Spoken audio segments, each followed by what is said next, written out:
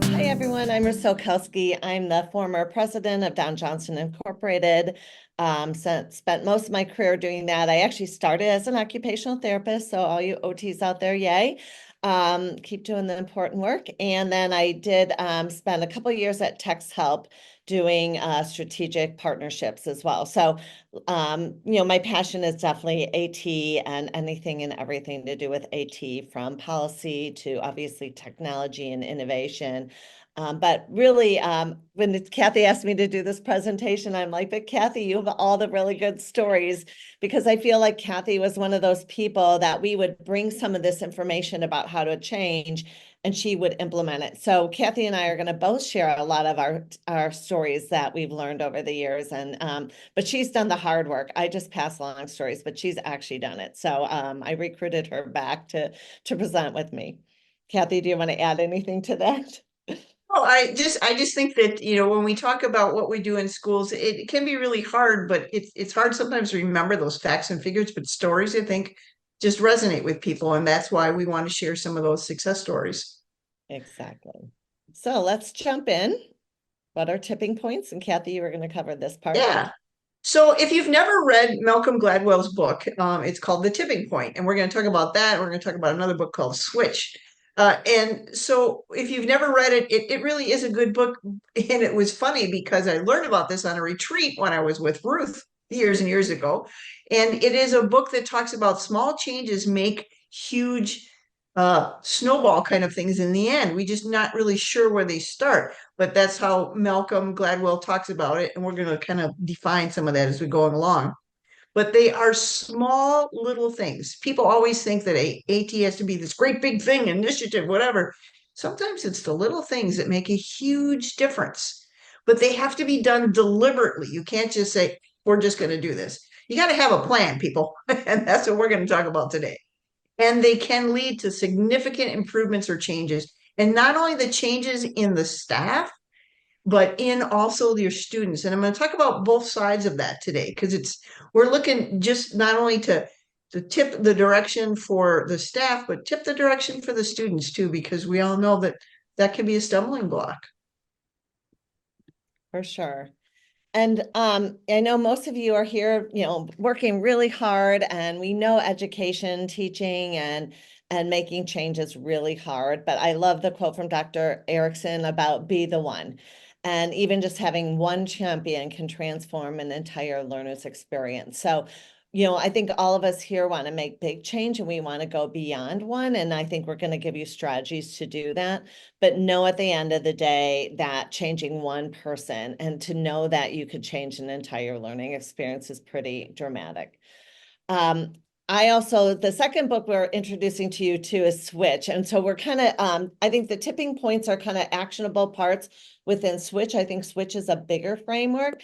And I love the subtitle of Switch, which is making change when change is hard. And education, as we know, is one of the hardest places to make change. I know business people who came in from other industries, and they're like, I've never seen anything so hard to work in. So it just makes us realize like how hard what we're doing, it is an environment, and they're complex structures because there's so many different stakeholders, getting change in one classroom to one building to an entire district. It's very complex. So, and this is by Chip and Dan Heath. So we're going to use Switch and their framework, and then give you some hints and tips. What we're going to do, they have three big kind of directional paths, and we're going to give you examples in each one. We're going to explain it first of all, and then give you examples of how it's looked from Kathy's perspective in her district, but also from other districts and other things that we've learned. And then we're going to stop at the end of each one and let you reflect, because our goal at the end of this is that by doing this, you'll have at least three different items from your list. And then hopefully you can choose one of those at the end as something very simple and deliberate, like Kathy said, that you can do and repeat over and over again to make change. So that's how today's going to go. So the first tip we're going to talk to you about is called directing the writer. And the directing the writer, as it kind of sounds, is like we're giving them that direction and specific goal. And in the book, they have three key points. One is called focus on the bright spots, scripting the critical moves and pointing to the destination. And the best way to show you to kind of elevate the bright spots one is I'm going to show you an actual video clip from Chip and Dan Heath. So here we go. Your kid comes home one day and shows you a report card that looks a little something like this. Anything jump out at you? Well, if you're like most parents, really all you see when you look at this is this.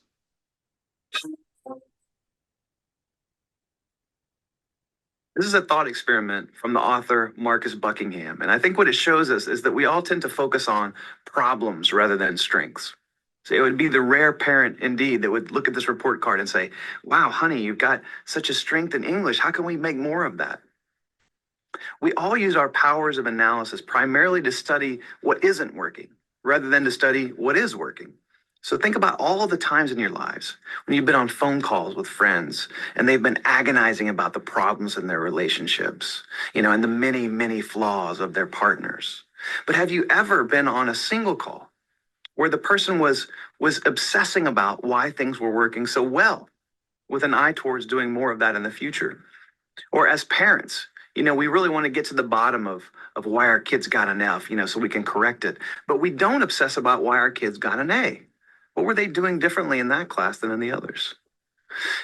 Most of the time, this problem-solving focus serves us very well.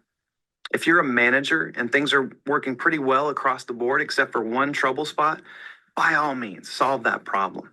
But there's one situation in life where this backfires on us, and that's in times of change. Because in times of change, our report cards don't look near flawless. Our report cards look pretty mixed. There's a lot of stuff that's not working very well. There's a lot of stuff that may be failing outright. And if we allow ourselves to slip into problem-solving focus in that time, that's a recipe for inaction, for paralysis. There's simply too many problems to be solved. In times of change, what we need to do instead is to focus on the bright spots, the early glimmers that something is working right. And once we find those bright spots, our mission is to study them and to clone them. No one seems to know this, but Anna. All right. So I'm going to ask you all, while I'm getting back to the slideshow, think about your AT or your AIM implementation in your district on a scale of 1 to 10. 1 is being like very beginning, or there's lots of challenges, and 10 being the best that it could be, and write down the number of what it is. And Kathy, I can't see the chat, so maybe you could shout out numbers to me. We got a 1 coming in so far. 7s, 6, a 2. So they're all over the place. 3s, 5s. And that's 4. Says a lot about how AT is. I don't hear any 10s. And that's one thing I think we always measure ourselves against perfection. We're always looking for those A's. But what I'm going to do is ask you to look at your number. And if you said 6, why isn't it a 5? And if you said 1, why did you not say it was a 0? And I want you to answer that question, because that tells you a glimmer of the bright spot of what you're doing that's right. So that's a little strategy that you can even use. It's kind of a mind shifting one because everyone thinks you're going to talk to them about how to fix it. And we're going to teach you how, when you focus on the bright spots, you think about what is working. And that's the biggest shift. And if you hang with Kathy White, you will always hear what is working more than what's not working. So with that, I'm going to turn it over to Kathy, who's going to give us an example of how she did the scripting, the critical moves, and pointing to the destination.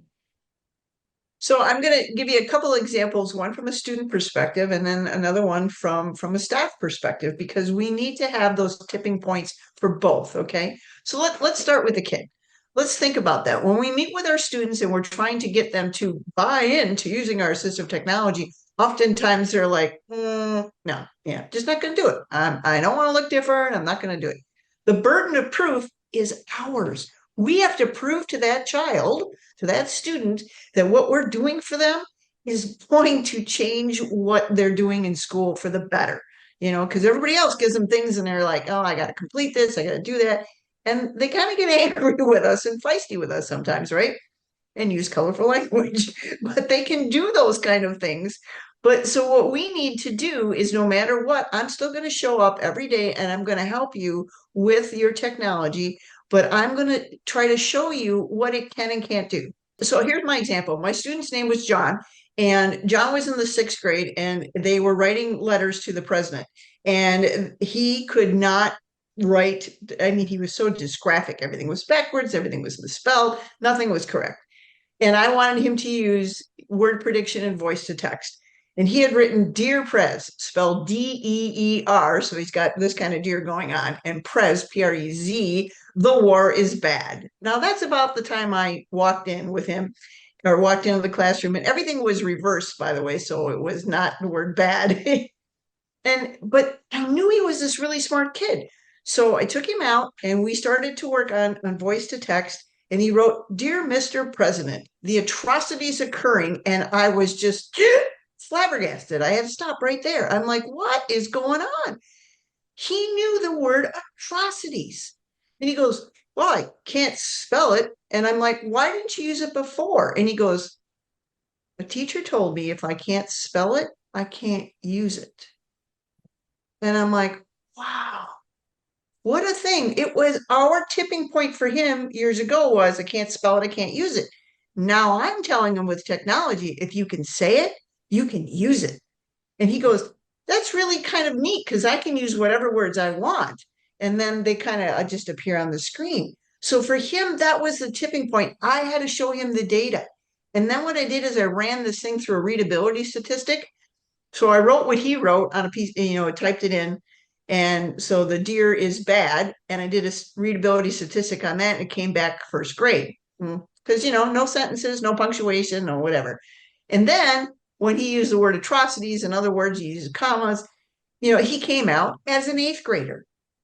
I gave him that proof. That was the tipping point. I gave him a number that could show, wow, I can do this. So there's one example. The burden of proof was on me and I made it happen. It was a little thing that we did consistently that I showed him that he could in fact improve his writing. Whatever he said could appear. Another thing that we did, and I worked for a fairly large school district of about 10,000 kids, 21 different schools. And then what we did is we looked at all of our 6th graders and we were like, okay, why aren't our 6th graders doing well in literature classes? And what can we do to change that? Because they weren't staying in their seats, they were causing problems, all the time in the principal's office. Well, you can't learn, sit in the principal's office, right? So what was stopping that one? So what happened is, long story very short, is we ended up doing UPAR. And if you've never done that, it's Universal Protocols for Accommodations in Reading. And what we did is we looked at what was the strength for each child. Were they better at reading it themselves? Were they better at having it read to them by a human? Or were they better listening to it with a text reader? And we gave the kids their own device for whatever best was for them. And then we found out that because we honored where that student was, the burden of proof was on us, it worked. And those students were able to stay in the classroom. And the teachers were like, I could hear a pin drop because they're all reading, but we changed what was reading. We changed it to listening. We changed it to whatever we needed to do. But we changed that. And even the teachers were like, okay, I'm not spending all this time shoving all these kids out of the classroom because of their behavior, because they're all sitting and they're listening and they're reading. That was where the tipping point was. We had to show the data, though, on both sides. So hopefully that kind of makes sense. And we'll go into more stories later. But yeah, so look at those burdens of proof. What can you do from the student end and the teacher's end? What blocked the teachers was they didn't want students leaving all the time. So how do I keep them in their seats or give them a different way to read? And I want to make another comment about Kathy. Again, working with Kathy and just seeing how she's changed her district. Like you got so much better at talking about data and bringing data to principals, to your special ed director, to the Board of Education, to the IT department, to teachers. So I think those are all really, really good examples of being more data driven. So the reflection of what I would love you to do is to think about, and this directing your writer, like, even like take that scale. What was one thing that you said was working That's a hint on a bright spot for you. What would it look like if you could replicate that and do more of that? Instead of doing something very different, you've already had success. And then maybe using Kathy's thing is there a way you could measure that and show that in a way with goals or with data?